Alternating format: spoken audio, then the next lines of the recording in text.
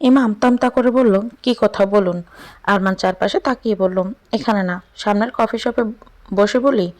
ইমা রিকুর দিকে তাকিয়ে ইশারা জিজ্ঞেস করলো, কি করবে। রিকু একটু চিন্তা করে যাওয়ার ইশারা করলো। ঠিক আছে ইমা, তুই তাহলে যা, আমিও বাসায় যাচ্ছি, ফোনে কথা হবে। ইমা মাথা নাড়িয়ে হ্যাঁ বোঝালে রিকু একটা রিক্সা ডেকে তাতে উঠে পড়ল। আরমান আগে আগে গেল আর ইমা তার পেছনে গিয়ে সামনের কফি শপে ঢুকলো। একদম কর্নারের একটা টেবিলে চলে গেল আরমান। ইমাকে বসার জন্য চেয়ার টেনে দিয়ে নিজেও একটা চেয়ার টেনে বসে পড়ল। আরমান ইমার দিকে তাকিয়ে বলল, কি খাবি বল। ইমা দৃষ্টি নিচে রেখে বলল, আমি কিছু খাবো না, যা বলা তাড়াতাড়ি বলুন, আমাকে বাসায় যেতে হবে। উনি জানতে পারলে রাগ করবেন। ইমার কথা শুনে আরমান মাথা নিচু করে মুচকি হাসল আর হাসিটা বজায় রেখে বলল, ইমা, ভালোবাসায় বিশ্বাস থাকাটা জরুরি। ইমা কিছু বলল না। আরমান একটু থেমে বলল, তুই ভালো আছিস তো। ইমা এবার চোখ তুলে তাকালো আরমানের দিকে আর চোখে চোখ রেখে বলল, যতটা খারাপ দেখতে চেয়েছিলেন তার থেকে 1000 কোটি গুণ ভালো আছি ভাইয়া। আরমান মুখটা মলিন করে বলল, আমি তোকে খারাপ দেখতে চাইনি রে কখনো। ইমা আবার কঠিন গলায় বলল, তার জন্যই বুঝি আমার জীবনটা তিক্ত করে তুলেছিলেন। আরমান দীর্ঘশ্বাস ছেড়ে বলল, যা করেছিলাম তার শাস্তি এখন প্রতিটা মুহূর্তে পাচ্ছি। ইমা তাচ্ছিল্যের হাসি দিল আরমানের কথা শুনে আর বলল, আপনি আজ যেসব বলছেন না, একে বলো জুতো মেরে গরু দান। আরমান মাথা নিচু করে বলল, আজ আমি তোর কাছে সব কিছুর জন্য ক্ষমা চাইতে এসেছি ইমা, আমাকে মাফ করে দে। এই কথা শোনার পর ইমার চোখ আপনা আপনি স্বাভাবিকের চেয়ে বড় হয়ে গেল। সে বিশ্বাসই করতে পারছে না নিজের কানকে। মিস্টার আরমান মাহমুদ তার কাছে মাপ চাইছে, যে কিনা কখনো তার সাথে ভালো করে দুটো কথা পর্যন্ত বলেনি। ইমা অবিশ্বাসের চোখে তাকিয়েছে আরমানের দিকে। আরমান আবার বলল, আমি জানি তোর সাথে একটা দুটো দিন নয়, বেশ অনেকগুলো বছর আমি অন্যায় করে গেছি, দিনের পর দিন। কিন্তু বিশ্বাস কর, তুই যেদিন থেকে ওই বাড়ি ছেড়ে এসেছিলি তারপর একটা রাত আমি শান্তিতে ঘুমোতে পারিনি। প্রত্যেকটা মুহূর্ত অনুশোচনার আগুনে দগ্ধ হয়েছি। ইমা হাঁ করে তাকিয়ে দেখলো আরমানের দিকে। এখন সে যেটা করছে এটা সম্পূর্ণ তার স্বভাবের বাইরে। ইমা কোনটা ঠিক কোনটা ভুল বুঝতে পারছে না। আরমান খপ করে টেবিলের উপর রাখে ইমার হাত দুটো নিজের হাতের মুঠোয় নিয়ে নিল আর ধরা গলায় বলল, ইমা, আমাকে মাফ করে দিন, আমি আর এভাবে বাঁচতে পারছি না। দিন দিন অনুশোচনার পরিমাণ বেড়েই চলেছে, এখন আমার দম বন্ধ হয়ে আসছে দিন কি দিন। ইমা হাত বুদ্ধি হয়ে বসে আছে, একবার আরমানের ধরা হাতের দিকে তাকাচ্ছে তো একবার আরমানের চোখের দিকে তাকাচ্ছে। আরমানের চোখ দুটো টলমল করছে পানিতে, এখনই বৃষ্টি নামবে মনে হচ্ছে। আরমানের চোখের ভাষা বলছে সে মিথ্যে বলছে না, কারণ মানুষের মুখের ভাষা মিথ্যে হলেও চোখের ভাষা কখনো মিথ্যে হয় না। ইমা এবার এক দৃষ্টিতে তাকালো আরমানের ধরা হাতের দিকে। আরমান সেটা খেয়াল করে ফট করে ইমার হাত ছেড়ে দিল। অপরাধী স্বরে বলল, সরি রে, ভুলে গিয়েছিলাম, তুই এখন আর আমাদের আগের সেই ইমা নেই, তুই এখন অন্য কারো অধিকার। ইমা কী বলবে বুঝতে পারছে না। আরমানের এমন আচরণে সে নিজের মুখের ভাষা হারিয়ে ফেলেছে। ইমা হঠাৎ বলল, আচ্ছা ভাইয়া, আপনি আমার একটা প্রশ্নের উত্তর দিবেন। আরমান ব্যস্ত গলায় বলল, হ্যাঁ বল। ইমা আরমানের চোখে চোখে রেখে বলল, আপনার এত ক্ষোভ কেন ছিল আমার প্রতি? ভার্সিটির সবার সামনে রিজেক্ট করেছিলাম বলে? আপনি সত্যি করে বলুন তো, সেদিন আপনার মনে কোনো রকম অনুভূতি ছিল আমার জন্য? আপনাকে ফ্রেন্ডদের সাথে বাজি ধরতে দেখেছিল আমার ফ্রেন্ড রিকু, আর আমাকে আগেই বলে দিয়েছিল। আমিও দেখেছিলাম আপনার চোখে আমার জন্য কোনো অনুভূতি ছিল না। তাহলে রিজেক্ট করে কি ভুল করেছিলাম বলতে পারেন? আরমান মলিন চোখে তাকিয়ে বিষাদময় কণ্ঠে বলল, সেদিনের চোখের ভাষা এত সহজে বুঝে গিয়েছিলেন, তবে আজকের চোখের ভাষা কেন বুঝলি না ইমা? ইমা চমকে উঠল আরমানের কথা শুনে। কি ছিল আরমানের ছোট্ট একটা কথায়? ইমা জানে না, তবে তার ভেতরে নাড়িয়ে দিয়ে গেছে। ইমা তাকালো আরমানের চোখে, কিন্তু আরমান চোখ সরিয়ে নিল। ইমা কাপা গলায় বলল, মানে? আরমান নিজের দৃষ্টি আড়াল করে বলল, ভালোবাসার মানুষের চোখে নিজের জন্য ঘৃণা দেখার মতো কষ্ট হতো এই পৃথিবীর সব কষ্টকে হার মানিয়ে দেবে। আমি আর পারছি না তোর চোখে ঘৃণিত অপরাধী হয়ে থাকতে। ইমার কথা গলায় আটকে গেছে। বেশ অনেকটা সময় লাগলো তার আরমানের কথা বুঝতে। যখন বুঝতে পারলো তখন কথা বলতে ভুলে গেছে। ইমার কান দিয়ে গরম দোয়া বের হচ্ছে। আরমান তাকে ভালোবাসে, এটা ইমা কল্পনাও করেনি কোনোদিন। তার জন্যই বুঝি আরমানের চোখের ভাষা আজ বড্ড অচেনা লাগছিল ইমার কাছে। আরমান মাথা নিচু করে বলল, সামনের সপ্তাহে আমি অস্ট্রেলিয়া চলে যাচ্ছি। একটা ইন্টারন্যাশনাল কোম্পানিতে জব হয়েছে আমার, সেটার জন্যই অস্ট্রেলিয়া যাচ্ছি। আর কবে দেশে ফিরবো বা আদৌ কোনোদিন ফিরবো কিনা জানি না। তাই শেষবারের মতো তোর কাছে নিজের অপরাধের জন্য ক্ষমা চাইতে এসেছি। ইমা একটার পর একটা শখ খাচ্ছে। আরমান চলে যাচ্ছে সেটা শুনে আরও বেশি অবাক হলো, কারণ নিজের দেশকে আরমান খুব ভালোবাসে। স্টুডেন্ট ভালো হওয়ায় স্কলারশিপ পেয়েও যায়নি, শুধু নিজের দেশের আপন মানুষদের থেকে দূরে যাবে না বলে। সবার সাথে জোশে পড়ে স্কলারশিপ ট্রাই করেছিল, তবে অনেক জোর করেও তাকে পাঠাতে পারেনি আমিনুল মাহমুদ। সে আরমান কিনা চিরদিনের জন্য চলে যেতে চাইছে এই দেশ ছেড়ে। ইমা ভাঙা গলায় বলল, আপনি তো বিদেশ যাওয়া পছন্দ করতেন না। আরমান তাচ্ছিল্যের হাসি হেসে বলল, জীবনে পছন্দের জিনিসগুলো একসময় হারিয়ে যায়, আর অপছন্দের জিনিসগুলো মাঝে মাঝে প্রিয় হয়ে ওঠে। তোর হয়তো লেট হচ্ছে, তুই চলে যা। তোর কাছে ক্ষমা পাওয়ার যোগ্য হয়তো আমি নই। সারা জীবন তোর চোখে অপরাধী হয়ে থাকতে হবে। তবে বিশ্বাস কর, আমি সত্যি অনুতপ্ত। ইমা চুপ করে কিছুটা সময় বসে রইল। আরমানও চুপ করে আছে। হঠাৎ একটা জোড়া কানের দুল আরমান এগিয়ে দিল ইমার দিকে। তা দেখে ইমা বিস্ফোরিত চোখে তাকালো আরমানের দিকে। কানের দুল জোড়া চিনতে অসুবিধা হয়নি তার। আজ থেকে প্রায় 5 বছর আগে ইমার কথাকে নিয়ে এক বৈশাখী মেলায় গিয়েছিল আরমান। তখন আরমানের সাথে ইমার কোনো ঝামেলা ছিল না। সেখানে ইমার পছন্দ হয়েছিল এই কানের দুল জোড়া। আরমানকে অনেক রিকোয়েস্ট করেছিল কিনে দেওয়ার, কিন্তু আমার তখন বলেছিল, তোর জন্য বাজে খরচ করার টাকা নেই আমার। ইমা মন খারাপ করে আর কিছু বলেনি। আজ 5 বছর পর সে কানের দুল ইমার সামনে। আরমান কানের দুল জোড়ার দিকে তাকিয়ে বলল, যদি মাফ করে থাকিস দুল জোড়া নিয়ে চলে যা, আর যদি না করে থাকিস তাহলে একেবারের জন্য পিছনে ফিরে না তাকিয়ে চলে যা। ভুলেও পিছনে ফিরে তাকাবি না। ইমা আরমানের দিকে একবার অনুভূতিহীন দৃষ্টিতে তাকিয়ে নিজের সামনে রাখা কানের দুল জোড়া হাতে নিয়ে নিঃশব্দে পেছনে ফিরে বাইরে যাওয়ার জন্য পা বাড়ালো। সেদিকে ছলছল চোখে তাকিয়ে রইল আরমান। আরমানের চোখ ঝাপসা হয়ে গেছে। পানিটুকু মুছে সামনে তাকিয়ে দেখি ইমাকে আর দেখা যাচ্ছে না। আরমানের ভেতরের কান্না দলা পাকিয়ে বের হয়ে আসতে চাইছে। নিজের করা কিছু কাজের উত্তর সে নিজেই খুঁজে পায় না। যেমন সেদিন ওদের চোখের আড়ালে দুলজোড়া সে কেন কিনেছিল, আজও তার উত্তর আরমান পায়নি। আবার যখন কিনেছিল তাহলে ইমাকে না দিয়ে 5টা বছর নিজের কাছে কেন রেখে দিয়েছিল। এখন আর এই প্রশ্নগুলোর উত্তর পেতেও চায় না সে। পেলে হয়তো বুকের ভেতরে ক্ষতটা আরও গভীর হবে। আরমান 1 কাপ কফি অর্ডার করে বাইরের দিকে তাকিয়ে রইল। তোমার না সামনে এক্সাম, এখন পড়াশোনা বাদ দিয়ে এভাবে ঘুরলে পরীক্ষায় বড় একটা রাজহাঁসের ডিম পাবে তুমি। কথা ব্রুকুচকে তাকায় ঈশানের দিকে। ঈশানের কথা মানে বোঝার চেষ্টা করছে সে। ঈশান কি তাকে হজবরল টাইপের স্টুডেন্ট মনে করে? কথা চটে গিয়ে বলল, এই আপনি কি কোনোভাবে আমাকে হজবরল টাইপের স্টুডেন্ট মনে করেন নাকি? ঈশান দুষ্টুমি করে বলে উঠল, আরে আমি তো জানি তুমি নিউটনের নানি। কথা রেগে ঈশানকে মারতে শুরু করলো। বেশ জমে গেছে ঈশানার কথা দুষ্টু-মিষ্টি প্রেম। ঈশান আবার দুষ্টুমি করে বলল, আরে খোকি, তুমি খেয়ে দিয়ে একটু শক্তি বানিয়ে এসো, তাহলে বুঝতে পারবো তুমি আমাকে মারছো নাকি কাতুকুতে দিচ্ছ। কথা আবার দ্বিগুণ রেগে বলল, আমাকে আপনার কোন দিক দিয়ে খোকি মনে হয়? ঈশান কথার দিকে বিজ্ঞের মতো তাকিয়ে বলল, তোমার বয়স কত এখন? কথা বেশ অ্যাটিটিউড নিয়ে বলল, 17 বছর 7 মাস 13 দিন। ঈশান অট্টহাসি দিয়ে বলল, এখনো 18 হয়নি, সে নাকি আবার খুকি না। কথা রেগে ঈশানের পাশ থেকে উঠে গিয়ে বলল, ঠিক আছে, আমি তো খুকি, আপনি বড় বড় মেয়ে খুঁজে তাদের সাথে প্রেম করুন। ঈশান উঠে কাঁদো কাঁদো গলায় বলল, আরে আমি তো একটু মজা করছিলাম। আমার কোনো বড় মেয়ে দরকার নেই, আমার কাছে এই খুকি 1000 গুণ ভালো। আপনি এখনই এই আর মেয়েটাকে দেখ কত কালো, আর বয়ফ্রেন্ডটাকে দেখ একদম হলিউড হিরো। কি পছন্দের রে ভাই! এই ছেলে এ মেয়েকে কীভাবে পছন্দ করলো, আনবিলিভেবল। ঠিক বলেছিস, কি কালার রে ইয়ার। কথা কিছু বলবি তার আগে পাশের একটা 5 জনের মেয়ে গ্রুপ থেকে বলা কথাগুলো দুজনের কানে এলো। কথা ঈশানের দিকে ছলছলে তাকিয়ে চলে আসতে গেলে ঈশান হাত টেনে ধরে। কথা তাকিয়ে দেখে এতক্ষণ দুষ্টুমি করা হাসি খুশি মুখটা রাগে লাল হয়ে গেছে। ঈশান কথার হাত ধরে মেয়েগুলোর সামনে নিয়ে গেল। ঈশান রেগে বলল, কি বললেন আপনি? কথা ঈশানকে চুপ করতে বলে কথা বলে উঠল, কি কালার আমার? আফ্রিকার এক পিচ্ছিল লেখা একটা কবিতা আছে, 2005-এর শ্রেষ্ঠ কবিতা বলে নমিনেট করা হয়েছিল। কবিতার সম্পর্কে আপনারা কেউ জানেন? কবিতার নাম কালার।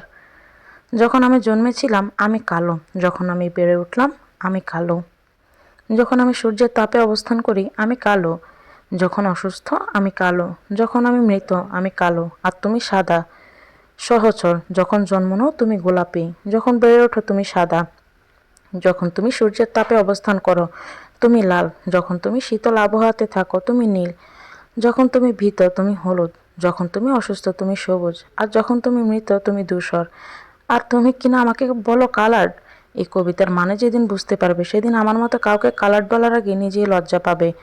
কথাগুলো বলে ঈশানের হাত ধরে সেখান থেকে চলে এলো কথা। ঈশান অবাক হয়ে তাকিয়ে আছে কথার দিকে। কথা সেটা খেয়াল করে বলল, এভাবে তাকিয়ে আছেন কেন? আর 10টা কালো মেয়ের মতো আমি নিজের অপমান মুখ বুজে সহ্য করি না, মুখের উপর বরাবর জবাব দিতে জানি। প্রথমে মনে হয়েছিল আপনি লজ্জা পাবেন তাদের আমাকে নিয়ে মজা করা দেখে, কিন্তু যখন বুঝলাম আপনি আমার সাথে আছেন, আর তখন নিজের আসল রূপে ফিরে এলাম। ঈশান মুচকি হেসে বলল, আজ আবার তোমার প্রেমে পড়লাম নতুন করে। কথা লজ্জা মাথা নিচু করে ফেলল। আর ঈশান জিজ্ঞেস করল, এই কবিতাটা কোথা থেকে জানলে? কথা একটু চিন্তা করে বলল, কোথায় যেন পড়েছিলাম, এখন মনে নেই। ঈশান ও বলে কথার হাত ধরে হাঁটতে লাগলো। আর কথা মুগ্ধ হয়ে ঈশানকে দেখছে। সত্যি ঈশান কোনো হলিউড হিরো থেকে কম যায় না। কথা মনে মনে বলল, সত্যি আপনার সাথে আমাকে মানায় না। ঈশান কথাকে অবাক করে দিয়ে বলল, বাজে চিন্তা মাথায় আনলে মাথা কেটে সব বের করে ডিটারজেন্ট পাউডার দিয়ে ওয়াশিং মেশিনে দিয়ে দিব, বলে দিলাম। কথা ঈশানের বাহুতে ছোট একটা থাপ্পড় দিয়ে সামনে তাকালো। ইমা একটা ট্যাক্সি ডেকে তাতে উঠে বসলো। কফি শপের কাঁচের দেয়ালের ওপারে এখনো দেখা যাচ্ছে আরমানকে। যতক্ষণ দেখা গেল ততক্ষণ ইমা সেদিকেই তাকিয়ে থাকলো। ইমার কিশোরী মন প্রথম ভালো লাগার মানে বুঝেছিল আরমানকে দিয়েই, কিন্তু সে ভালো লাগা ভালোবাসায় রূপ নেওয়ার আগেই আরমান নিজের হাতে তা ঘৃণায় রূপ দিয়েছে। আজ কেন জানি ইমার কষ্ট হচ্ছে, চাপা কষ্ট, যার মানে ইমা নিজেই বুঝতে পারছে না। আরমানকে সে কতটা মাপ করতে পেরেছে সেটাও বুঝতে পারছে না। ট্যাক্সি ড্রাইভারের ডাকে ঘোর কাটে ইমার। ম্যাম চলে এসেছি, নামুন। ইমা হকচকিয়ে আশেপাশে তাকিয়ে দেখে বাড়ির গেটের সামনে দাঁড়িয়ে আছে। ইমা দ্রুত নেমে এলো ট্যাক্সি থেকে। ভাড়া মিটিয়ে গেটের ভেতরে যেতে ইয়াদের গাড়ি থেকে চমকে গেল। ইয়ার তো এই সময় বাসায় আসার কথা নয়, আজ তাহলে? ইমা চিন্তা ভাবনা বাদ দিয়ে দ্রুত পায়ে ভেতরে গিয়ে কলিং বেল বাজালে সার্ভেন্ট দরজা খুলে দিল। আপনার স্যার এসেছে? জি ম্যাম। তবে দেখে কেমন গম্ভীর মনে হলো আজ। ঠিক আছে, আপনি নিজের কাজ করুন। সার্ভেন্ট ওকে ম্যাম বলে নিজের কাজে চলে গেল। ইমা ভাবছে ইয়াদের আবার হঠাৎ কি হলো। ধীর পায়ে রুমের দিকে এগিয়ে গেল। একটা একটা করে সিঁড়ি উঠছে আর অজানা কারণে ইমার ভয় বাড়ছে। দরজার সামনে এসে একটু ধাক্কা দিতে দরজা খুলে গেল। ইয়াদ অফিসের পোশাকে বেডের উপর শুয়ে আছে, কপালে হাত রেখে। ইমা হাতের ফাইলটা টেবিলের উপর রেখে ইয়াদের কাছে গিয়ে বসে মাথার চুলে হাত রাখল। ইয়াদ কপালের উপর হাত থেকে সরিয়ে ইমার দিকে শান্ত দৃষ্টিতে তাকালো। ইমা ব্যস্ত গলায় বলল, আপনি এই সময় বাসায় কেন? শরীর খারাপ লাগছে আপনার? ইয়াদ আবার চোখ বন্ধ করে বলল, এক্সাম শেষ হয়েছে সে কখন? এতক্ষণ কোথায় ছিলে? ইমা থতমত খেয়ে বলল, আপনাকে তো বলেছিলাম রিকুর সাথে আজ অনেকটা সময় আড্ডা দিয়ে তারপর আসবো। ইয়াদ আগের মতো শান্ত গলায় বলল, কফি শপে তোমার সামনে যে ছিল তাকে দেখে কোনো দিক থেকে আমার কাছে রিকু মনে হয়নি। কথাটা শেষ করে গম্ভীর চোখে তাকালো ইমার দিকে। ইমা অবাক চোখে তাকিয়ে আছে। ইয়াদের কাজে মন বসছিল না, তাই ভেবেছিল ইমাকে বাসায় ড্রপ করে দিবে। আর হলের সামনে গিয়েছিল। ইমা বলেছিল রিকুর সাথে আড্ডা দিবে, তাই ইয়াদ ভাবলো ফুচকা স্টল বা কফি শপেই যাবে। এক্সামের জন্য ইমা ফোন নিয়ে যায়নি, তাই ইয়াদ ফুচকা স্টলে না পেয়ে কফি শপে গিয়ে দেখে ইমা কোনো ছেলের সাথে বসে আছে। আর দূর থেকে মনে হচ্ছিল কোনো গুরুত্বপূর্ণ আলোচনা চলছে, তাই চুপচাপ চলে আসে সেখান থেকে। ইমা মাথা নিচু করে বলল, ওটা আরমান ভাইয়া ছিল। ইয়াদ উঠে বসে ইমার দুগাল ধরে নিজের মুখোমুখি করে বলল, আমি আশা করেছিলাম তুমি নিঃসংকোচে নিজের মনের সব কথা আমাকে বলতে পারবে। আমার ব্যর্থতা। হয়তো তোমার ততটা আস্থা আমি এখনো অর্জন করে উঠতে পারিনি। কথাটা শেষ করে ইয়াদ বেড থেকে উঠে চলে যেতে গেলে ইমা পিছন থেকে হাত টেনে ধরে ইয়াদের। ইয়াদ ঘুরে তাকায় ইমার দিকে। কিছু বলবে? ইমা মাথা নিচু করে বলল, অনেক কিছুই বলার আছে আপনাকে। ইমা ইয়াদের হাত ছেড়ে উঠে সামনে মুখোমুখি দাঁড়িয়ে বলল, সত্যি বলছেন আপনি? আপনাকে সব বলতে ভয় পাই আমি। কারণটা কি জানেন? আপনার জীবন আমার জায়গায় কতটা সেটা আজও ঠিক বুঝে উঠতে পারিনি আমি। আমার গুরুত্ব কতটা আদৌ বুঝতে দিয়েছেন আমাকে কখনো? কখনো বলেছেন আপনি আমাকে আদৌ ভালোবাসেন কিনা? ইয়াদ ইমার চোখে চোখ রেখে বলল, সব কিছুই কি বলতে হয়? ইমা মলিন গলায় বলল, কিছু কথা মুখে বলতে হয়। আর আরমান ভাইয়ের ব্যাপারটা, উনি আমাকে সহ্য করতে পারতেন না কোনোদিন। মনি আর আরমান ভাইয়া মিলে আমার জীবনটা বিষিয়ে তুলেছিল। ইমা একে একে ইয়াদকে সব খুলে বলল। যার বেশিরভাগ ইয়াদের অজানাই ছিল। ইমা এতটা সহ্য করেছে জীবনে, ইয়াদ সেটা কখনো ভাবেনি। আরমান তাকে ভালোবাসে এই বিষয়টা ছাড়া বাকি সব ইয়াদকে খুলে বলল ইমা। আরমান দেশ ছেড়ে যাচ্ছে সেটাও বলল। ইয়াদ নিজের ভুল বুঝতে পেরে লজ্জিত হলো। ইমা তো ভুল কিছু বলেনি, সে ইমাকে কতটা জানতে চেয়েছে আর নিজেই বা কতটা জানতে দিয়েছে ইমাকে। ইমা কথাগুলো বলে নিজের প্রয়োজনীয় জিনিসপত্র নিয়ে ওয়াশরুমের দিকে পা বাড়ালো। ওয়াশরুমের দরজার সামনে দাঁড়িয়ে বলল, যে কোনো সম্পর্কে বিশ্বাস থাকাটা খুব জরুরি, বুঝতে পেরেছেন? ইমা ওয়াশরুমে ঢুকে ঠাস করে দরজা বন্ধ করে দিল। ইয়াদ সেদিকে একবার তাকিয়ে দীর্ঘশ্বাস ছেড়ে রুম থেকে বের হয়ে গেল। ইয়াদ বুঝতে পারছে ভুল তারও আছে। ইয়ানা রে, তোর হলো? ছেলেটা না আবার হসপিটালের ক্যান্টিন থেকে খেয়ে নেয়। এই তো মা, হয়ে গেছে, এখনই আসছি। ইয়ানা পিঙ্ক কালার একটা শাড়ি পরে মাথায় হিজাব পরে সিঁড়ি দিয়ে তাড়াহুড়ো করে নামতে লাগলে। আরে আরে আস্তে নাম, শাড়িতে পা বেঁধে পড়ে যাবে তো আবার। ইয়ানা কোনো মতে শাশুড়ির সামনে এসে দাঁড়ালো। রীতিমতো হাঁপাচ্ছে সে। ইয়ানা শাশুড়ি মুচকি হেসে বলল, আমি তোকে রেডি হতে পাঠিয়েছিলাম নাকি যুদ্ধ করতে? ইয়ানা গাল ফুলিয়ে বলল, যেভাবে তাড়া দিচ্ছিলেন তাতে যুদ্ধই মনে হয়েছে আমার কাছে। রেহানা পারভিন ইয়ানার মাথায় হাত বুলিয়ে দিয়ে বলল, এত কষ্ট করে রান্না করলি, এখন যদি গিয়ে দেখিস রেহান খেয়ে নিয়েছে তাহলে ভালো লাগবে তোর? ইয়ানা বড় বড় চোখে তাকে খানিকটা চিৎকার করে বলল, একদম না। রেহানা মুচকি হেসে বলল, তাই এজন্যই এত তাড়া দিচ্ছিলাম। ইয়ানা জড়িয়ে ধরল রেহানাকে আর গালে কিস করে বলল, you are the best mum in the world. হয়েছে, আর ফার্ম দিতে হবে না, এবার কিন্তু সত্যি লেট হয়ে যাচ্ছে তোর। ইয়ানা ব্যস্ত হয়ে বলল, ওকে ওকে যাচ্ছি। খাবারের বক্সটা নিয়ে ইয়ানা প্রায় দৌড় লাগালো আর চেঁচিয়ে বলল, আল্লাহ হাফেজ মা। রেহানা পারভিন ইয়ানার কাণ্ড দেখে মুচকি হাসল। আজ রেহানকে সারপ্রাইজ দেওয়ার জন্য ইয়ানা নিজের হাতে রান্না করেছে, সেটা নিজেই হসপিটালে যাচ্ছে। তবে সব কিছু রেহানা পারভিন হেল্প করেছে। কোনো মতে রান্না শেষ হতেই ইয়ানাকে পাঠিয়ে দিয়েছে রেডি হতে আর নিজে হাতে সব মুছিয়ে দিয়েছে রেহানা। আর ইয়ানাকে দেখে শাশুড়ি বৌমা নয়, বরং মামি মনে করছে সবাই। এদিকে রেহান হয়ে গেছে নিজের বাবা মায়ের কাছে মেয়ের জামাই, যাকে বলো বৌমা হয়ে গেছে মেয়ে আর নিজের ছেলে হয়ে গেছে মেয়ের জামাই। এ নিয়ে রেহান প্রায় ঝগড়া করে নিজের বাবা মায়ের সাথে আর ইয়ানাকে হিংসে করে। ইয়ানার জীবনে যে বাবা মায়ের অভাব ছিল সেটা পূরণ করে দিয়েছে দুজন মানুষ। রেহানের বাবা মিস্টার গালিব আহমেদ বাইরে থেকে আসলে সবসময় ইয়ানার জন্য চকলেট, আইসক্রিম, মাঝে মাঝে ফুচকা নিয়ে আসে। ইয়ানা এখন বুঝতে পারে রেহানকে বিয়ে করে সে কোনো ভুল সিদ্ধান্ত নেয়নি। রেহান সাথে সে জীবনের সব খুশিও পেয়ে গেছে আর রেহানও ইয়ানাকে খুব ভালোবাসে। এখন তো ইয়ানা সারাদিন একবার কেন সারা সপ্তাহে একবারও আরমানের কথা মনে পড়ে কিনা ইয়ানা জানে না। তবে একটা জিনিস খুব ভালো বুঝে গেছে, মানুষের অতীতটা তখন বেশি মনে পড়ে বর্তমান যখন সে খুশি থাকে না। ইয়ানা নিজের মনে বিড়বিড় করে বলল, কোথায় একটা পড়েছিলাম, জীবনের সঠিক মানুষ পেলে শুধু প্রথম ভালোবাসা কেন পুরো অতীতটাই ভোলা যায়। আপনাকে পেয়ে তার প্রমাণ আমি নিজেকে দিয়ে পেয়ে গিয়েছি রেহান। এখন তো আপনাকে ছাড়া নিজের একটা মুহূর্তে ভাবতে পারি না আমি। এতটা সুখ, এতটা ভালোবাসা, সব কিছু উপেক্ষা করে মাঝে মাঝে মনের কোণে কোথাও একটা উকি দেয় না পাওয়ার কষ্ট। তবে সেটা বেশি সময় স্থায়ী হতে পারে না আপনার ভালোবাসার সামনে। ম্যাম, ড্রাইভারের ডাকে ইয়ানার ঘোর কাটল। একটা দীর্ঘশ্বাস ছেড়ে খাবারের বক্সটা নিয়ে বের হলো গাড়ি থেকে।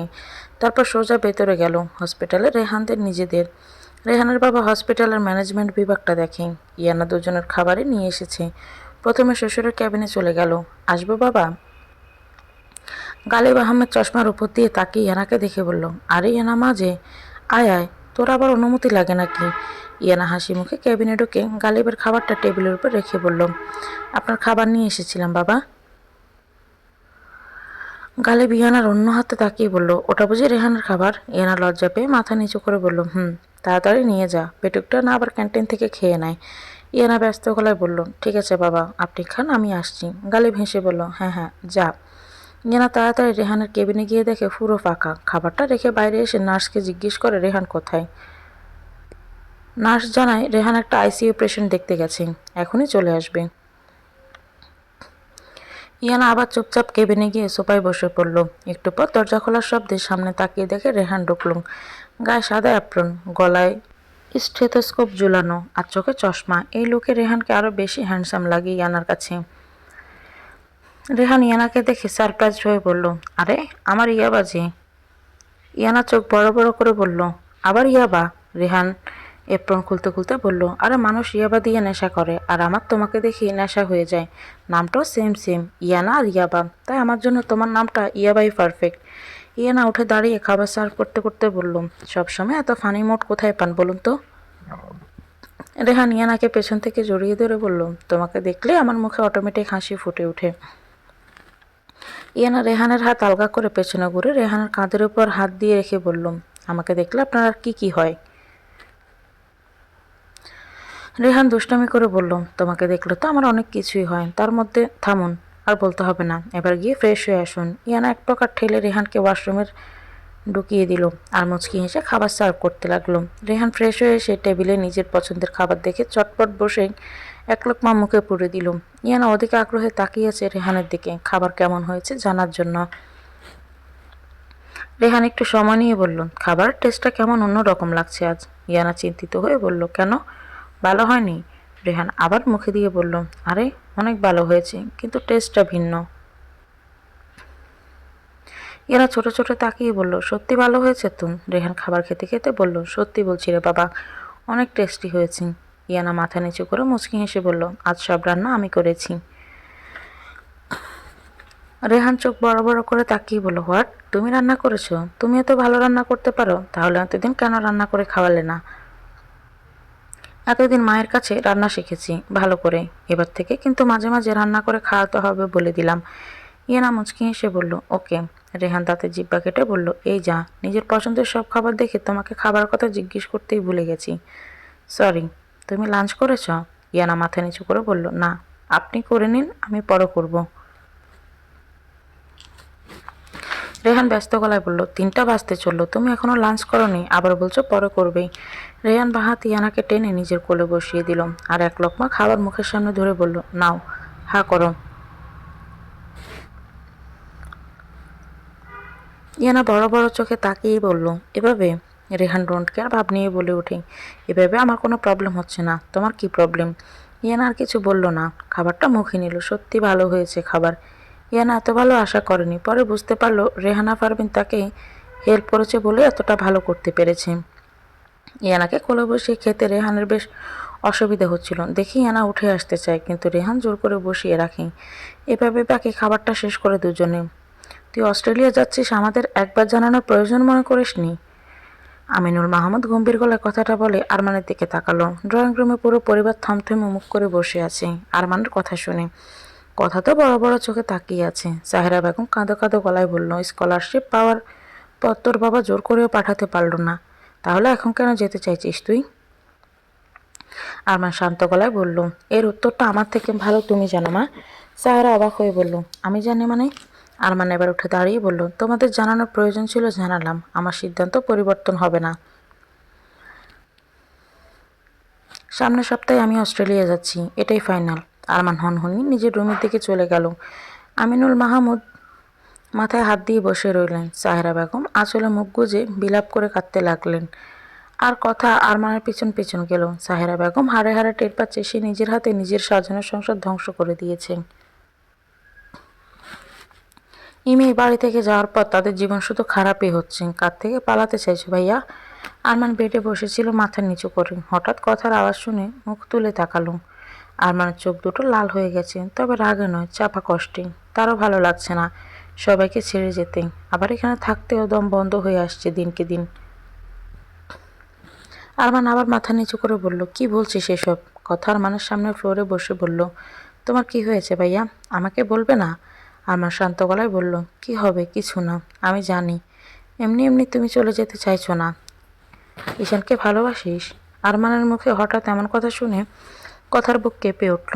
ভয়ে বুক ধড়ফড় করছে। আরমান কথা দেখে তাকিয়ে বলল, ভালোবাসার জিনিসটা খুব অদ্ভুত। যখন আমাদের কাছে থাকে আমরা তার গুরুত্ব দিই না, কিন্তু যখন হারিয়ে ফেলি তখন জীবনের মূল্যহীন মনে হয়। ঈশান ভালো ছেলে, কখনো তোকে কষ্ট দিবে না, শুধু হারিয়ে যেতে দিস না, আগলে রাখিস। বড় ভাই হয়ে এসব বলছি বলে অবাক হচ্ছিস? জীবন অভিজ্ঞতা খুব মারাত্মক একটা জিনিস রে, অনেক কিছু শিখিয়ে যায়। আমার মাথা ধরেছে, তুই এখন যা। আরমানের কথা মানেগুলো বুঝতে পারল না, তবে ঈশানার কথা জানার পরও কোনো রিয়াক্ট করলো না দেখে কথা বেশ অবাক হলো। আরমান বলতেই তার রুম থেকে বের হয়ে গেল। দেখতে দেখতে বেশ কিছুদিন কেটে গেল। ইমা প্রয়োজন ছাড়া কথা বলে না ইয়াদের সাথে, আর ইয়াদও ইমার রাগ ভাঙায়নি। ইয়াদ এমন একটা ভাব নিয়ে আছে, ইমা তার সাথে কথা বলা না বলায় তার কিছুই যায় আসে না। এসব দেখে ইমার অভিমান দিনকে দিন বেড়েই চলেছে। ইয়াদ কিছু চাওয়ার আগে সব হাতের কাছে পেয়ে যায়, শুধু ইমার দেখা পায় না। সকালে সে ওয়াশরুমে থাকতে ইমা তার ব্ল্যাক কফি, অফিসের প্রয়োজনীয় সব রেখে উধাও হয়ে যায়। আজ ইয়াদের হাতের কাছে টাই পেয়েও মাথায় দুষ্ট বুদ্ধি চাপল। দরজার কাছে দাঁড়িয়ে চেঁচিয়ে বলল, আমার টাই কোথায়? ইমা ব্রেকফাস্ট সাজাচ্ছিল টেবিলে, তাই ইয়াদের গলা স্পষ্ট শুনতে পেয়ে বিড়বিড় করে বলল, সবই তো রেখে এলাম, পাচ্ছে না মানে কি? আর একটা জিনিস না পেলে একটু খুঁজে নিলে কি হয়? ইমা চিন্তা ভাবনার মাঝে ইয়াদ আবার চেঁচাতে লাগলো।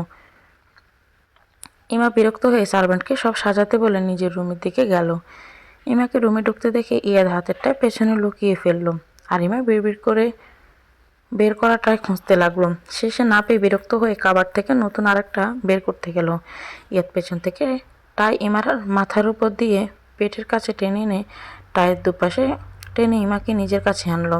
ইমা টাই দেখে বলল, এটা কি ধরনের ফাজলামো? টাই আপনার কাছে, তবু চেঁচামেচি করছেন কেন? ইয়াদ ইমাকে আরেকটু কাছে টেনে কানের কাছে মুখ নিয়ে ফিস করে বলল, ভালো করে ডাকলে তো আসতে না।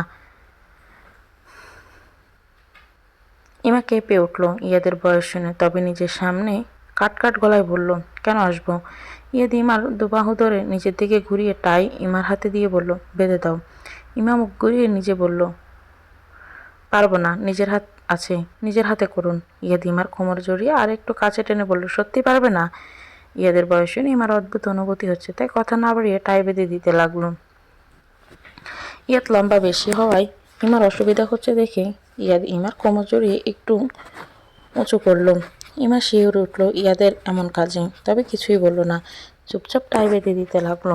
বাধা শেষে ইয়াদ আস্তে করে ইমাকে নিচে নামিয়ে দিল। কপালে কপাল ঠেকিয়ে বলল, আজ রাতে তোমার জন্য একটা সারপ্রাইজ আছে। ইমা অবাক চোখে তাকালো ইয়াদের দেখি, আর ইয়াদ চুপ করে ইমার কপালে একটা কিস করলো। ব্লেজার হাতে নিয়ে ইমার দিকে তাকিয়ে মুচকি হেসে আল্লাহ হাফিজ বলে বের হয়ে গেল রুম থেকে। আর ইমা ব্যাবলার মতো তাকিয়ে রইল। ইমা সারাদিন কাজে মন বসাতে পারল না, ইয়াদ তাকে কি সারপ্রাইজ দিবে সেটা ভেবে। ইয়াদ রাত 8টায় বাসায় চলে আসলো এক গাদা শপিং নিয়ে। ইমা হাঁ করে তাকিয়ে আছে শুধু। ইমা বিরক্ত গলায় বলল, এটাই কি সারপ্রাইজ? ইয়াদ বোকার মতো হাসি দিয়ে বলল, হ্যাঁ, এটাই তোমার সারপ্রাইজ। তুমি তো শপিং করতে পছন্দ করো না, তাই আমি তোমার জন্য শপিং করে নিয়ে এসেছি। ইমা শপিং ব্যাগের কাছে গিয়ে বলল, হাসিটা আপনার উপর একদমই মানায়নি। দ্রুত ফ্রেশ হয়ে আসুন, আমি খাবার দিচ্ছি। কথাটা শোনার সাথে সাথে ইয়াদ হাসি বন্ধ করে দিল আর বলল, আজকে বাইরে খাবো। ইমা ইয়াদের দিকে তাকিয়ে বলল, আচ্ছা, বাইরে খাবেন, তাহলে আমি যে খাবারগুলো রান্না করলাম সেগুলো ফেলে দিব? ইয়াদ বুঝতে পারলো ইমার একদমই পছন্দ হয়নি ইয়াদের সারপ্রাইজ, তাই ছুটে গেছে। ওয়াশরুমে যেতে যেতে বলল, এখানে একটা নীল শাড়ি আছে, সেটা পরে রেডি হয়ে নাও। ইমাকে কিছু বলার সুযোগ না দিয়ে ইয়াদ ওয়াশরুমে ঢুকে গেল। ইমা একটা প্যাকেট খুলছে আর অবাক হচ্ছে। একটা লেডিস কোট উঁচু করে ধরে ব্রুকুচকে বলল, বাংলাদেশে আবার এত শীত পড়তে শুরু করলো কবে থেকে? আর এই গরমের দিনে এমন শীতের পোশাক আনার মানে কি? লোকটা নিশ্চিত পাগল হয়ে গেছে। অবশেষে নীল শাড়িটা পেয়ে গেল। শাড়িটা দেখে এদের পছন্দের প্রশংসা না করে পারল না ইমা, তবে শাড়িটা অনেক বেশি পাতলা। সেটা খেয়াল করে ইমার রাগ হলো। উল্টে পাল্টে দেখে বলল, এটা পরে আমি বাইরে যাব খেতে? ইয়াদ ওয়াশরুম থেকে বের হয়ে ইমার কথাটা শুনতে পেল, আর টাওয়েল দিয়ে মাথা মুছতে মুছতে বলল, যেটা করতে বলেছি সেটা করো, বাকিটা আমি বুঝে নেব। আর হ্যাঁ, হিজাব পরবে না, চুল খোঁপা করবে। একটা বেলি ফুলের মালা আছে দেখো, সেটা দিবে, আর যা যা আছে ব্যাগে সব দিয়ে সাজবে। ইমা সন্দেহের চোখে তাকিয়ে বলল, ব্যাপার কি বলুন তো? ইয়াদ থতমত খেয়ে বলল, বললাম তো বাইরে যাব খেতে। ইয়াদ ড্রেসিং টেবিলের সামনে দাঁড়িয়ে চুল মুছতে লাগলো, আর ইমা সেদিকে তাকিয়ে বলল, আপনি এখন আবার শাওয়ার নিয়েছেন কেন? ইয়াদ চুল ব্রাশ করতে করতে বলল, তোমার শপিং করতে করতে ঘাম ছুটে গিয়েছিল আমার। আপনাকে কে বলেছে আমার জন্য এমন উদ্ভট পোশাক নিয়ে আসতে? সময় হলে ঠিক বুঝতে পারবে কেন এনেছি। এখন বকবক না করে রেডি হয়ে নাও, আমি পাশের রুমে যাচ্ছি রেডি হতে। ইমা কিছু বলার আগে ইয়াদ বের হয়ে গেল। ইমা বকবক করে রেডি হতে লাগলো। নীল শাড়ি, খোপা করা চুলে সাদা বেলি ফুলের মালা, মুখে হালকা মেকআপ, চোখে গাঢ় কাজল, ঠোঁটে হালকা গোলাপি লিপস্টিক, ডায়মন্ডের সিম্পল জুয়েলারি। পুরোপুরি রেডি হয়ে ইমা আয়নায় নিজেকে দেখতে লাগলো। কখনো এভাবে সাজা হয়নি ইমার, তাই নিজেকে নিজেই চিনতে পারছে না। ইমার ফোনে মেসেজের আওয়াজ আসতেই ইমা পাশ থেকে ফোনটা হাতে নিয়ে দেখে ইয়াদের মেসেজ, নিচে আসো, আমি গাড়িতেই আছি। ইমা মুচকি হেসে নিজেকে আরেকবার আয়নায় দেখে বের হয়ে গেল রুম থেকে। এভাবে সে যে বাইরে আসতেই ইমা অস্বস্তি হচ্ছিল, কিন্তু বাইরে এসে বেশ অবাক হলো। একজন সার্ভেন্টও নেই আশেপাশে। বাড়ি থেকে বের হয়ে আরও অবাক হলো, বাইরে কোনো গার্ডও দেখা যাচ্ছে না। সামনে তাকিয়ে ইমার চোখ আটকে গেল নীল পাঞ্জাবির সাথে কালো জিন্স প্যান্ট, গায়ের সাথে একদম ফিট হয়ে গেছে পাঞ্জাবি, হাতা কোনোই পর্যন্ত গুটিয়ে রাখা, চুলগুলো বরাবরের মতো জেল দিয়ে সেট করা, ঠোঁটের কোনো মুচকি হাসি, যে হাসিতে বারবার ঘায়েল হয় ইমা। ছোটোখাটো একটা ডোক গিলল। এদিকে ইয়াদ মুগ্ধ হয়ে তাকিয়ে দেখছে নিজের ভালোবাসাকে। ইয়াদ মনে মনে বলল, আজ তোমার সেদিনের সব প্রশ্নের উত্তর দেব আমি। ইমা ধীর পায়ে এগিয়ে এসে বলল, চলুন। ইয়াদ ইমার জন্য গাড়ির দরজা খুলে দিলে ইমা আস্তে করে উঠে বসল। ইয়াদ দরজা আটকে দিয়ে নিজের ড্রাইভিং সিটে গিয়ে বসে পড়ল। ইমার দিকে তাকিয়ে একবার মুচকি হেসে বলল, ইউ আর লুকিং হট। ইমার কান দিয়ে গরম দোয়া বের হচ্ছে যেন ইয়াদের কথা শুনে। ইমা যতটা সম্ভব নিজেকে ঢাকার চেষ্টা করছে শাড়িটা দিয়ে, কিন্তু শাড়িটা একটু বেশি পাতলা মনে হচ্ছে ইমার কাছে। ইমা লজ্জায় মাথা নিচু করে ফেলল। ইমার একটু বিশ্বাস আছে ইয়াদ তাকে এই শাড়িতে বাইরে মানুষের সামনে নিবে না, আর সেই বিশ্বাস থেকে শাড়িটা পরে বের হয়েছে। এখন পর্যন্ত ইমাকে ইয়াদ ছাড়া আর কেউ দেখেনি, এতে ইমার বিশ্বাসটা আরও দৃঢ় হয়েছে। ইমা বাইরে তাকিয়ে বলল, আমরা কোথায় যাচ্ছি এখন? ইয়াদ ইমার দিকে একবার তাকিয়ে বলল, লং ড্রাইভে যাচ্ছি। না খেয়ে লং ড্রাইভে? ইয়াদ ব্যস্ত হয়ে বলল, কেন, তোমার ক্ষুধা পেয়েছে? না, আমারও তো আপনার সাথে রাত 11টা-12টায় খাওয়ার অভ্যেস হয়ে গেছে। ইয়াদ ছোট ছোট চোখে তাকিয়ে বলল, মিথ্যে কেন বলছো? আমি তখন 10টার আগে বাসায় চলে আসি। ইমা দাঁত বের করে হাসি দিয়ে বলল, সেটা তো মাঝে মাঝে। উল্টো কেন বলছো তুমি? মাঝে মাঝে একটু বেশি রাত হয়ে যায়, আর প্রায় তো তাড়াতাড়ি চলে আসি এখন। তার মানে আমি মিথ্যে বলছি? মিথ্যে না, তুমি একটু উল্টো বলছো। এটা নিয়ে দুজনের ঝগড়া শুরু হয়ে গেল, আর শেষমেশ ইয়াদ সরি বলে নিজের দোষ মেনে নিল সবটাই। ইমা তো বিশ্বজয় করা খুশি হলো। ইয়াদ ইমাকে নিয়ে শহর থেকে অনেকটা দূরে চলে এসেছে। একটা বড় ব্রিজের সামনে এসে গাড়ি থামলো ইয়াদের। ইমাকে গাড়িতে বসতে বলে নিজে নেমে গেল, আর একটু পর আইসক্রিম নিয়ে ফিরে এলো। ইয়াদ ধীরে ধীরে ড্রাইভ করছে আর ইমার সাথে আইসক্রিম খাচ্ছে। সেদিনের মতো আজও একটা আইসক্রিম দুজনে শেয়ার করে খাচ্ছি। অনেকটা সময় এভাবে ঘোরাঘুরি করার পর ইমার আবার বেশ ক্ষুধা লাগতে শুরু করেছে। আপনি কি আজকে না খাইয়ে রাখার জন্য বাইরে নিয়ে এসেছেন? ইয়াদ গণি দেখে বলল, আর একটু ওয়েট করো প্লিজ। ইমা আর কিছু বলল না। ইয়াদ ফার্ম হাউসের দিকে যেতে লাগলো। ইমার কাছে জায়গাটা বেশ নির্জন মনে হচ্ছে। ইয়াদ গাড়ি থামিয়ে ইমাকে নামতে বলল। ইমা ভয়ে ভয়ে আশেপাশে তাকিয়ে বলল, আমরা এখানে কেন এসেছি? আজ রাতে আমরা এখানেই থাকবো। ইমা ভয়ে একটু উঁচু গলায় বলল, আমরা এখানে কেন থাকতে যাব? ইয়াদ দুষ্টমি করে বলল, তুমি কি ভূতে ভয় পাচ্ছ নাকি? ইমা আমতা আমতা করে বলল, ভয় কেন পাবো, আর ভূতে বিশ্বাস করি না আমি। ইয়াদ ইমার কানের কাছে গিয়ে ফিসফিস করে বলল, ভূত না থাকলেও জিন কিন্তু আছে, আর জিনে তো অবশ্যই বিশ্বাস করো, তাই না? ইমা ভয়ে বলল, হ্যাঁ জিনে বিশ্বাস করি, তো কি হয়েছে? জিনে কি খেয়ে দিয়ে কাজ নেই, আমাকে ভয় দেখাতে আসবে? তাহলে ভয় পাচ্ছ কেন, আসো। ইমা ধীরে ধীরে গাড়ি থেকে নেমে বলল, এখানে আমরা ছাড়া কে কে আছে? ইয়ার সামনের দিকে এগিয়ে যেতে যেতে বলল, দারোয়ান আর কেয়ারটেকার থাকে সবসময়, তবে আজ কেউ নেই। আমি আজকের জন্য সবাইকে ছুটি দিয়ে দিয়েছি। ইমা অবাক হয়ে বলল, কিন্তু কেন? ইয়াদ ফিসফিস করে বলল, আজ এখানে শুধু তুমি আর আমি থাকবো, তাই। ইমা কেঁপে উঠল ইয়াদের এমন হিমশীতল বয়সে।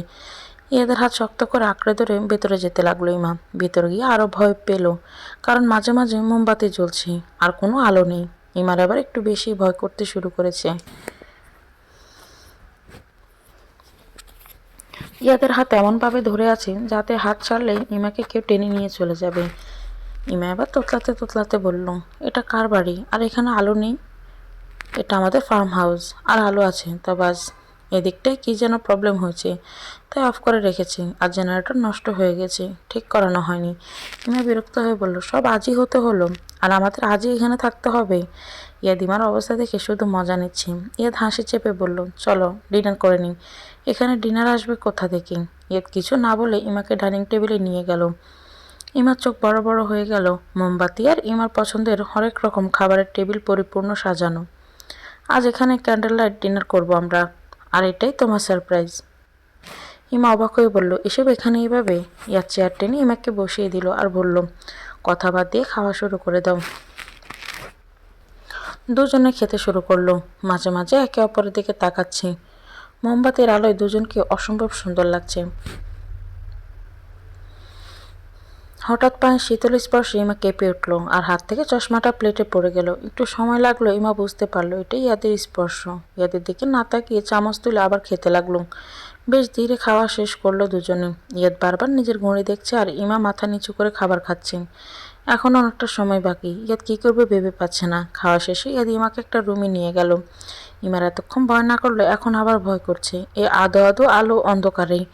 তুমি একটু এই রুমে থাকো, আমি আসছি। ইমা ইয়াদের হাত টেনে ধরে প্রায় চিৎকার করে বলল, আপনি কোথায় যাচ্ছেন? আমি এখানে কিছুতেই একা থাকতে পারবো না।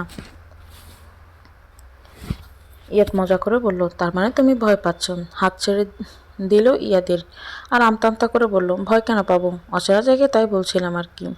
ইয়াদ বরাবরের মতো হাসি চেপে বলল, ফোনটা বলে গাড়িতে ফেলে এসেছি, সেটা নিয়ে এখনই আসছি। তুমি কোথাও যেও না, এখানেই থাকো। ইমা মনে মনে বলল, কোথাও যাওয়ার সাহস থাকলে তো যাব। ইয়াদ বের হয়ে গেলে ইমা পা গুটিয়ে বসে বিভিন্ন সূরা পড়তে লাগলো। এখন ইমার বেশ রাগ লাগছে ইয়াদের উপর। সারপ্রাইজের নাম করে ভয় দেখাতে এখানে নিয়ে এসেছে। হঠাৎ ইমা অনুভব করলো তার ওয়াশরুমে যাওয়া প্রয়োজন, কিন্তু ভয়ে বেড থেকে পা নামাতেই পারছে না। মনে হচ্ছে নিচে পা রাখলে বেডের নিচ থেকে কেউ পা টেনে নিয়ে যাবে। ইমা মনে মনে ইয়াদকে বাজে কিছু গালি দিতে লাগলো। একটু পর আসছে বলে ইয়াদ প্রায় আধ ঘন্টা পর রুমে এলো। এদিকে ইমার ভয়ে প্রাণ যায় যায় অবস্থা। ইয়াদকে দেখে রেগে বলল, এই আপনার একটু সময়? ইয়াদ মাথা চুলকে বলল, একটা কল এসেছিল, তাই কথা বলে তারপর আসলাম। চলো। কোথায় যাবে এখন আবার? গেলে দেখতে পাবে, চলো তো। ইমা বেড থেকে নেমে বলল, আগে আমি ওয়াশরুমে যাব, আপনি দরজার বাইরেই দাঁড়িয়ে থাকুন চুপচাপ।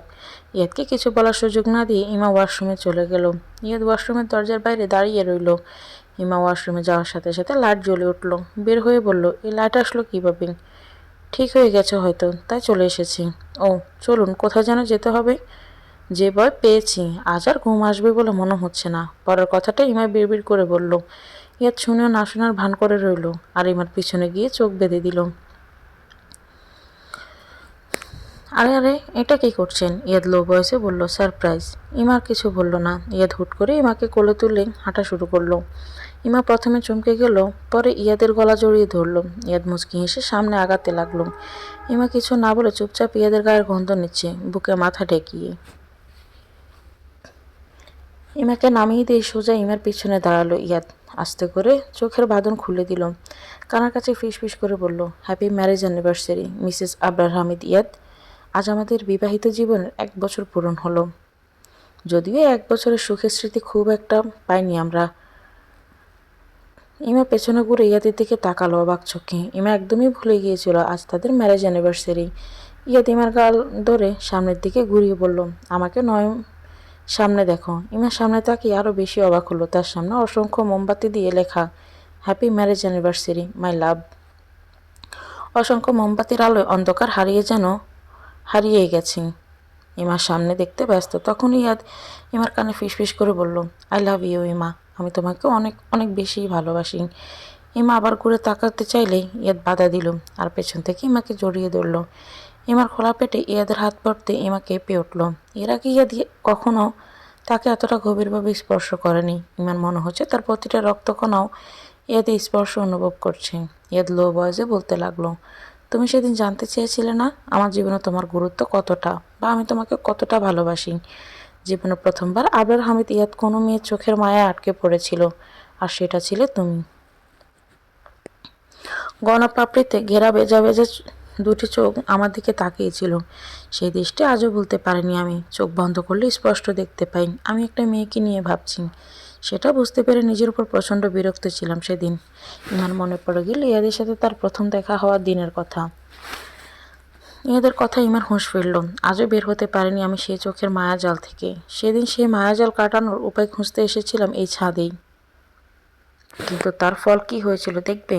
ইয়া দেখাতে উঠিয়ে পাশে দেখালো। ইয়াদের ইশারা অনুযায়ী তাকিয়ে ইমা একটা ছবি দেখতে পেল। ইমার চিন্তা অসুবিধা হলো না। অসমাপ্ত ছবির রং তুলিতে আঁকা চোখ দুটো তারই।